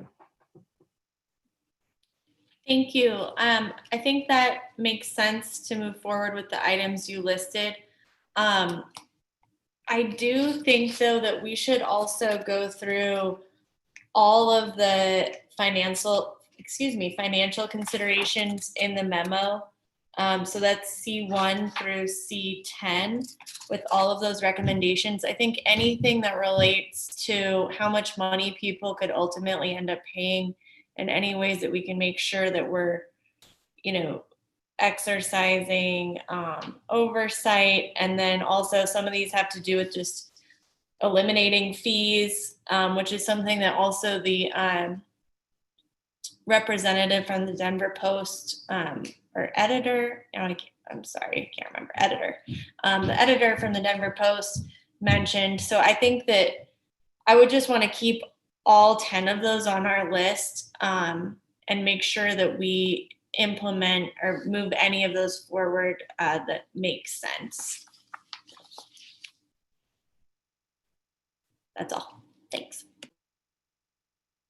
I think that'll be 8, although we'll see on the minutes what that works out. Sorry, Laura. We'll see what that works out to be, but we'll say C1 through 10. All right, we have Councilor Abel and then Councilor Beta. One of the issues that we've had to deal with that has popped up and we had no way to deal with was the subject of material changes or substantial changes in the service plan. I think we need to cover that and require that council be charged with considering and approving any substantial plan change in the service plan, whether it is adding new services, new debt, or enlarging the territory covered. Councilor, if I may, would that be, are you also referring to in the memo on page 26 through 27, it's on H, and then there's numbers 1 through 12 that talk about material modifications? Would those be the recommendations that you're looking at? That would be what I'm talking about. Okay, I'm noting that then. Okay, thank you. Surprisingly, that's my only point. Thank you. You're okay. And then we had Councilor Beta. Thank you, Mr. Chairman. I just one kind of a quick fine point.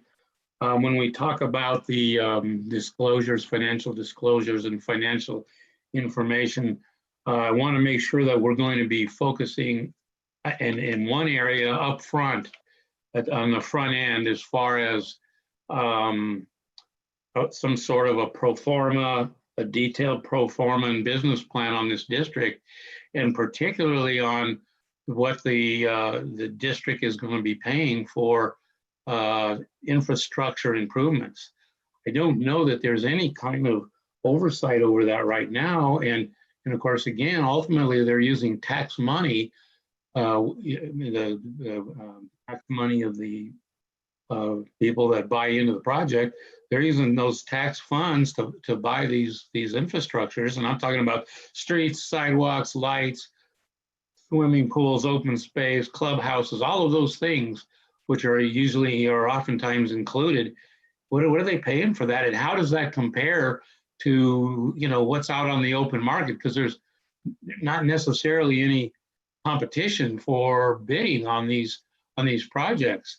And so I'd like to know, as part of if we go forward with this, what those numbers are in detail, and have some way of comparing those with what is out there in the open market. So I think that's just a point I'd like to make sure we include as we move forward. Thank you. Thank you, Councilor. And I think I just made a note on my initial list when we talked about oversight by council and hearings and being able to bring them in. I think in the oversight by council section, we can include in there a discussion about at time of application, requiring the detailed pro forma with comparison prices of market prices, and have a far more detailed presentation than we currently have in the financials. And we'll put that under oversight. Okay, next we have Councilor LeBure. Yeah, I just want to mention, I thought one thing that we should look at is, I think, some of the recommendations on page 23 about just making sure we have general access to sidewalks, trails, paths, parks, things like that might be developed by a metro district to the general public. Okay, so we can add, page 23, you're saying preliminary recommendation E3? Read Okay. to. All right. So E2 and E3 on page 23. We can add those as a point. Counselor Abel, your hand is up.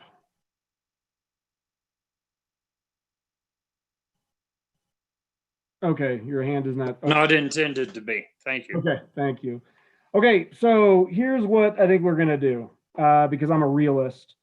I really want to get to some of the other topics that you all want to talk about. I know that you have other pressing things that you would like to have committee meetings on. This one, though, still needs us, and we need to still do work on this. And I don't want to do short shrift on this, especially because you all have put in the time on it.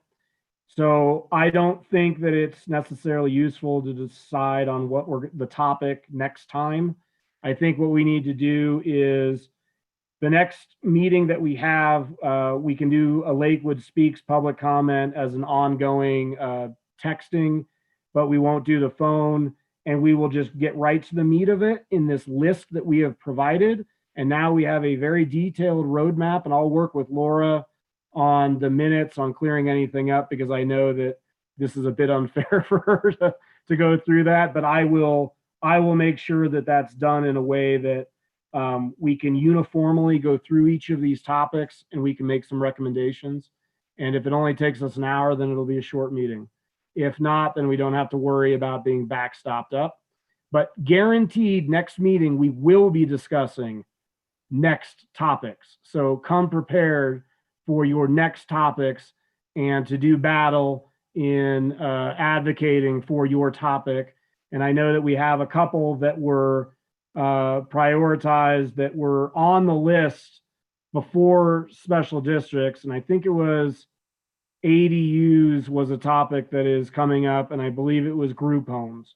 Those are the only two topics that we had as a committee that we had gone into. And we have a long list, though, of other things.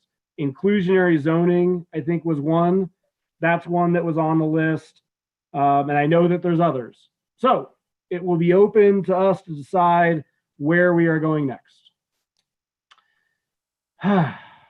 Okay, with that, oh, Counselor Abel, he's back.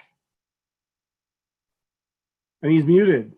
He's back and he's unmuted now. Yes, we had already voted to do ADUs and group homes next. This topic intervened, and I agree that it is much more pressing. But I think that since we've already had consensus to do ADUs and group homes next, that be the next issue we tackle. And after that, inclusionary zoning, which is also a hot topic and could answer some questions about affordability. Hey, you know what? I'm gonna take this opportunity. We might have some downhillness here. Do we want to just say that inclusionary zoning is the next topic after the two that we already have lined up? Yes. I got three. I'm waiting for Counselor B to. No, you just muted yourself. No. Now there you go. Before I say yes or no, I guess I want to know what else we have on our topics ahead of us. I mean, I'm not sure how to prioritize them unless I'm sure what they all are. That's fair. I took a shot. I thought if there was a bunch of yeses, I would just go with it. If not, that's unfair to you. I'm not going to put you in that spot. So let's just say that that's where we've got the ADU, the group homes. There's been some interest in inclusionary zoning, but there are many other topics. And those are in the minutes, and Councilor Beda, I can also send those to you. The topics that have been thrown out over the past year, there's been just a list of them, and we can discuss that at the next meeting. Okay. I'm not saying no, but I just want to make sure I'm not kicking something out that might have priority. That is more than fair, sir. That is more than fair. Okay. I think we've reached that time of night that if we did not, for the public, if we did not get to your comment, if you were not able to get through, if any of those things happened, please do just email us the comments and we will address them. I will throw a final point out to the committee. October and November, we have budget, we have some things up there, but if you all are game for it, I'm more than happy to have additional meetings rather than waiting months in between. If you want to have them, we've got some time here. It's busy personally, right, in this time of year when we get into November and such, but we've got some time. If you guys want to tackle some stuff, I'm game to schedule some meetings. So Travis told me he really likes these meetings, so I think in light of that, we should make sure to have as many as possible. Weekly if possible. Weekly. Okay, well, with that, I will, speaking of staff, I would like to thank Mr. Parker and thank Laura as always. And I'd appreciate if next meeting, Mr. Hutchison would not take up all the oxygen out of the room and talk so much. But I do appreciate him hanging around with us. And again, his memo was very, very helpful. And I think it's been invaluable to the entire committee. And thank you to him.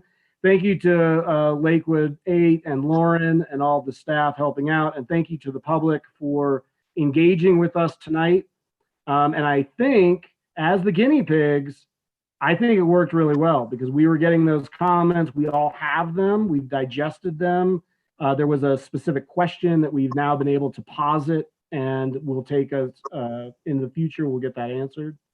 Travis? I was going to add for the counselors that joined just before the meeting, a new requirement for you counselors is as you go click the read button as you go on there, that is a new function on there for it to register you. Yeah, you have to actually click the read. Or I guess in this sense, it would be clicking the red because it would be past tense. Oh, Mr. Beta? Just one thing real quick. In your scheduling, I want you to keep in mind, we do have one other matter that's not related to this committee, but it's the attorney review committee for hiring a new city attorney. And that's really high priority because our existing attorney is going to be gone as of the 1st of November. So I just want to remind everyone that really has to take priority. And there's at least 2 of us on this committee that are also on that. Yes, that's a good plug for that committee meeting. We do have that committee meeting. I believe it is next Wednesday at 5:30 p.m. And as chair of that committee, I should know that. Like I think it's 5:30 next Wednesday. And the only reason I'm stumbling, there's a question Tuesday or Wednesday. I think we decided on Wednesday, 5:30 p.m. We'll be discussing, we'll be convening that committee as well. All right, with that, I think we can adjourn tonight's meeting. Thank you all. Thank you.